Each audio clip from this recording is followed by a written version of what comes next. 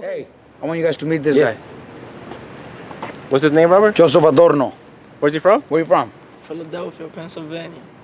Man. So He's a young amateur fighter that is looking into maybe going to the pros, and we're talking to him. His dad. His dad? I thought that was his younger brother. That's my dad. what caught your attention, Robert, with him? Look, my son, when he seen him, my son's like, there's a kid from Philadelphia, but I thought it was gonna be hard to even get a hold of him, because, East Coast, and honestly, I'm not gonna lie, I've never, what have I told Tony De La Torre? Tony, forget about these East Coast fighters. I always did, but when my son showed me videos, I'm like, man, this kid, he's not one of those East Coast fighters. He's a West Coast fighter. He fights more like a Mexican, body shots, those hooks. I'm telling you, you guys are gonna see. Where'd you get your style from? How is it that you fight that style? Man, watching videos, Felix Tito's dad, Cotto, and my dad was a boxer, so I got it all from him. He was the one that started training me since I was 6 years old. Now I'm 17, and I'm looking forward to going pro. His dad was also working with Felix Verdejo for many years. Oh. For many years, until Felix moved back to Puerto Rico to go to the Olympics, and that's when what's his name took over. So you're Puerto Rican descent? Yeah, I'm Puerto Rican. Oh, okay. So, and he speaks fluently Spanish and English. You don't see that too much no more. You don't see that too much. So, he's not gonna, he's from Philadelphia, but he's not gonna say, sí, pero no, pero sí, pero sí. Nah. He's not gonna say that, all right? He could answer questions in Spanish. He's not gonna say, sí, pero no, pero no.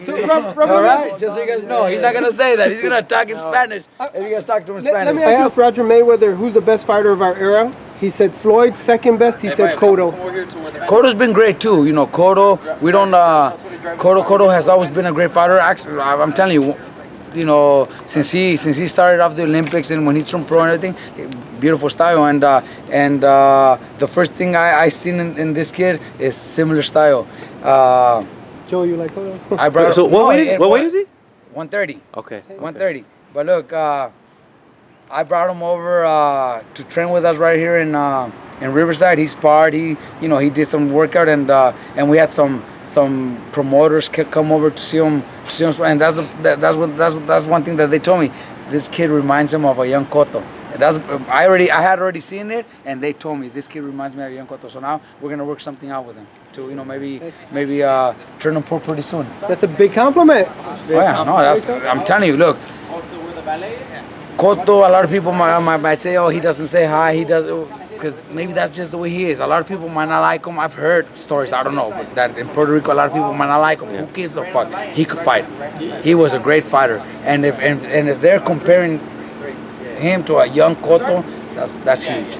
I seen it when I seen him fight, and then these people, I'm telling you, that went to my gym to see him train, they said the same thing.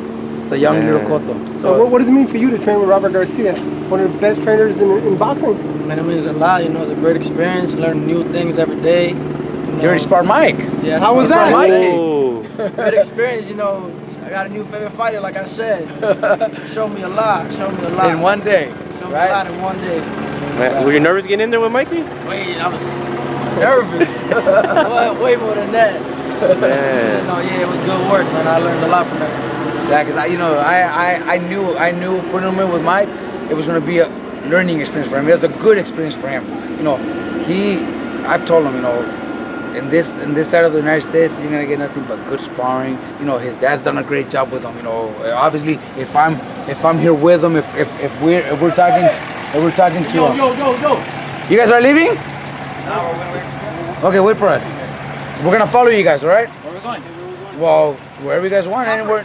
No, we can't go to Oxnard. No, it's too far. It's 30 minutes and then come back. Yeah. An hour 30. No, let's go somewhere. Let's go somewhere else.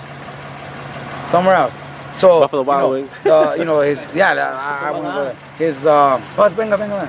His dad's done a great job, and I've already told him, I'm not here to steal a fighter, because obviously he's already done a great job. So he's gonna continue being the trainer. I'm gonna help with whatever I can. Just like we did with Tanajara, with Franco, with Gámez.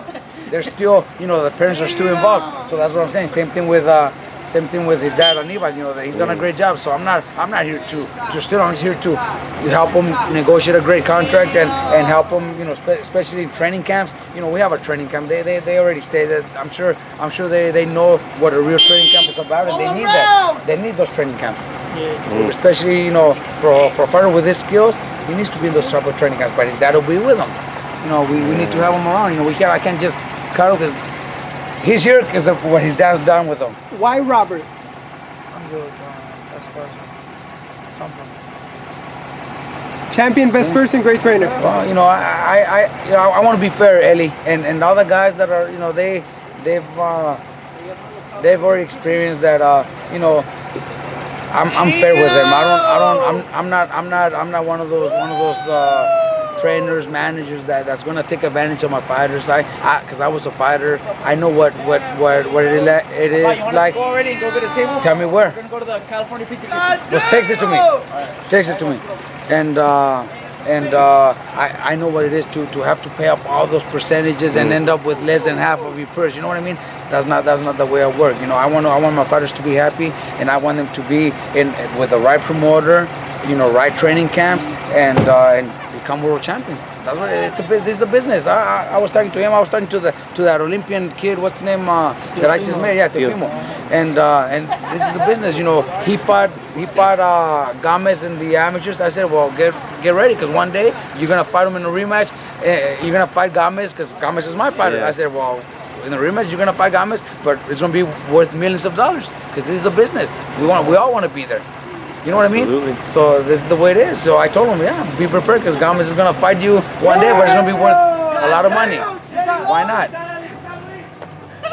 So why not? You know, same thing with these kids. You know, 130 pounder, he could be champion at 130, move up to 135, 140, and you know, whoever's out there, that's what we want. That's what the dad wants.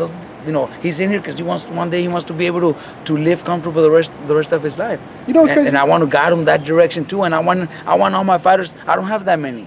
I don't have that managed by me. You know, because I have all my other guys that are managed by Igis Klimas, who also does a great job.